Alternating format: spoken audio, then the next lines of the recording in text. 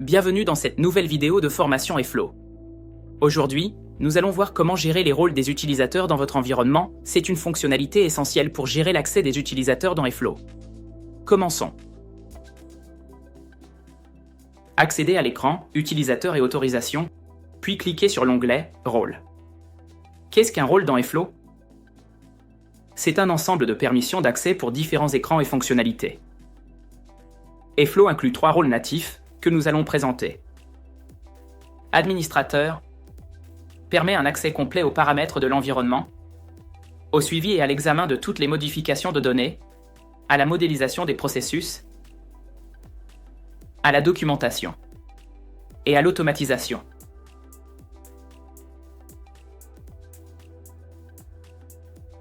Portail uniquement donne un accès limité au portail des processus, avec la possibilité de consulter la documentation, voir la matrice RACI, créer des éléments de travail et les suivre. Utilisateur permet d'accéder au portail des processus et à l'espace de travail. Ce rôle est expliqué en détail dans le cours sur l'automatisation. Ces rôles natifs sont automatiquement créés dans chaque nouvel environnement et ne peuvent pas être entièrement modifiés. Vous n'êtes pas limité au seul rôle natif, vous pouvez également créer des rôles personnalisés. Nous allons maintenant voir comment les configurer pour contrôler ce que chaque membre de l'équipe peut consulter et faire dans le système. Pour créer un rôle personnalisé, cliquez sur le bouton plus. Cela ouvre la fenêtre Créer un rôle, où vous pouvez spécifier les permissions pour vos utilisateurs. Cette fenêtre est divisée en plusieurs sections. Nom du rôle. Entrez un nom unique pour le rôle. Options du rôle. Ici, vous pouvez exiger une authentification à 2 facteurs pour une sécurité renforcée. Permettre aux utilisateurs d'exporter les données de l'environnement sous forme de fichiers CSV ou de dump. Permettre aux utilisateurs de publier des rapports analytiques. Accès au portail. Choisissez si les utilisateurs peuvent accéder au portail des processus. Portail uniquement. Restreindre l'accès uniquement au portail, similaire au rôle natif portail uniquement. Autoriser l'accès au portail. Accorder l'accès au portail en plus d'autres écrans. Autorisation dans l'espace de travail, configurer l'accès aux pages de l'espace de travail, telles que la liste de tâches, les personnes, les départements, ou toute page personnalisée. Vous pouvez autoriser l'accès à toutes les pages. Ou cliquez sur Configurer les pages pour définir les permissions page par page en choisissant si les utilisateurs peuvent visualiser et modifier la page, modifier les enregistrements, en créer, en supprimer, ou les configurer sur les différentes pages. Permissions concernant l'éditeur de processus. Décider si le rôle peut modifier tous les processus, créer de nouveaux processus. Vous pouvez contrôler davantage les processus auxquels ce rôle peut accéder en utilisant le bouton Sélectionner des processus. Ici, Airflow vous permet d'attribuer des permissions dans 4 domaines clés. Éditeur de processus. Pour l'édition, la publication ou l'annulation de publication de la documentation et de l'automatisation. Portail des processus.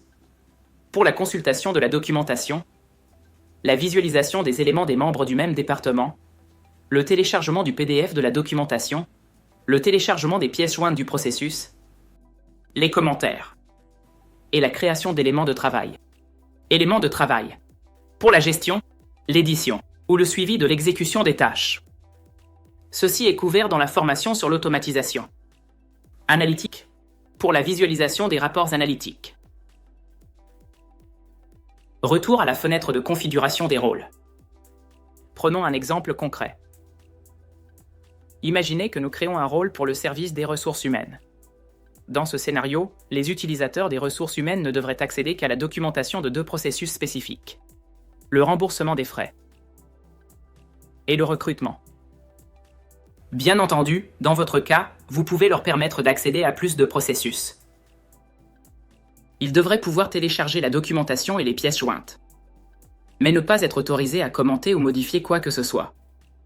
Pour configurer cela, nommez le rôle ressources humaines. Accordez l'accès au portail. Cliquez sur Sélectionner des processus pour donner accès uniquement aux 2 processus souhaités et sélectionnez les actions que les utilisateurs seront autorisés à effectuer. Voir et télécharger la documentation et les pièces jointes. Confirmer la sélection. Une fois votre rôle créé, vous pouvez alors l'attribuer à un ou plusieurs utilisateurs. Un utilisateur peut avoir plusieurs rôles, leurs permissions seront cumulées. Il est important de noter que si le rôle ajouté n'accorde aucune permission supplémentaire par rapport au rôle existant de l'utilisateur, comme c'est le cas ici, aucune modification ne sera appliquée à cet utilisateur. Ainsi, examinez toujours les permissions combinées lors de la gestion de plusieurs rôles pour un utilisateur. Vous pouvez optimiser la gestion de vos rôles en les liant à vos groupes SSO.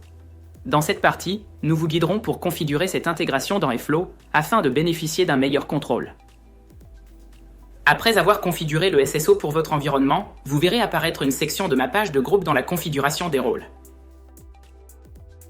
Pour lier vos rôles Airflow à vos groupes SSO, cliquez sur le bouton « Ajouter un groupe », puis ajoutez le nom du groupe SSO et confirmez.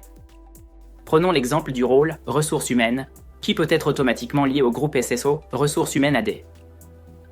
Grâce au SSO, les utilisateurs se connectent automatiquement, et le rôle qui leur correspond est appliqué en fonction de leur appartenance au groupe. Gardez à l'esprit, les rôles qui donnent uniquement accès au portail nécessitent une licence visualisateur de portail. Les rôles qui donnent accès à l'éditeur de processus nécessitent une licence de type nommé. L'accès à l'espace de travail nécessite une licence de type nommé ou concurrent. Nous avons vu comment gérer et créer des rôles d'utilisateurs dans Airflow. Merci pour votre attention, à bientôt dans le prochain cours.